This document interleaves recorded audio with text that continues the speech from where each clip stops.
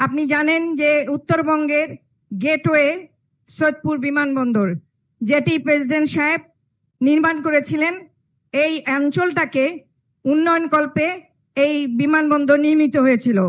তাই এই এলাকার দাবি হিসাবে বিমানবন্দরটিকে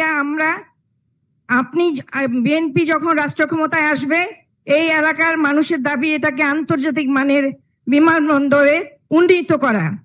সবচেয়ে বড় জিনিস সেটি হলো যে সৈয়দপুর একটি রেলওয়ে কারখানা ছিল, যেটি আজকে 15,000 এখানে শ্রমিক ছিল। আজকে সেটি বন্ধ হয়ে 600-650 শ্রমিকে পরিণত হয়েছে। আজকে এখানকার সকল কিছু বন্ধ হয়ে গেছে। এই এলাকার দাবি, শুধু তাই না, প্রেসিডেন্ট সাহেবের স্বপ্ন ছিল যে এই এখানে রেলওয়েতে একটি বগি তৈরি কারখানা থাকবে।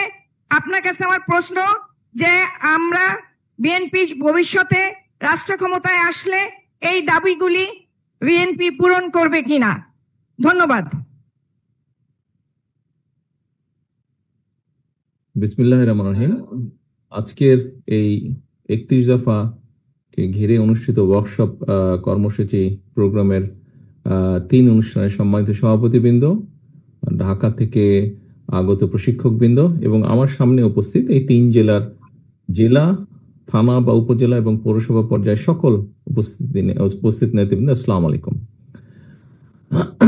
আমি অনুষ্ঠানে জয়েন করার সাথে সাথে বিলকিস আপা আমাকে একটা প্রশ্ন দিয়েছেন, আমি ধাতস্থ হবার সময় পাইনি। এনিওয়ে, উনি শেষে একটি কথা বলেছেন যে এই জনগণের এই দাবিগুলো আমরা পূরণ করব কিনা আমরা যদি আল্লাহর মতে সুযোগ পাই সরকার গঠন করা। আপা, আপনার প্রশ্নের ভেতরেই আপনার উত্তরটা রয়ে গেছে। আপনি বলেছেন জনগণের দাবি। যেহেতু বাংলাদেশ জাতীয়তাবাদী দল বিএনপি প্রত্যাশা করে একটি রাজনৈতিক দল হিসেবে যে তাদের কর্মসূচি নিয়ে জনগণের সামনে উপস্থিত হবে এবং সেইটার পক্ষে রায় নিয়েই, জনগণের সমর্থন নিয়েই বিএনপি চেষ্টা করবে সরকার গঠন করবে। তো যেই দলটি জনসমর্থন নিয়ে সরকার গঠন করবে, অবশ্যই সে তো জনগণের দাবিগুলো পূরণ করার চেষ্টা তো অবশ্যই তার করবে, সেটাই তার সবচেয়ে প্রধান লক্ষ্য থাকবে। ধন্যবাদ।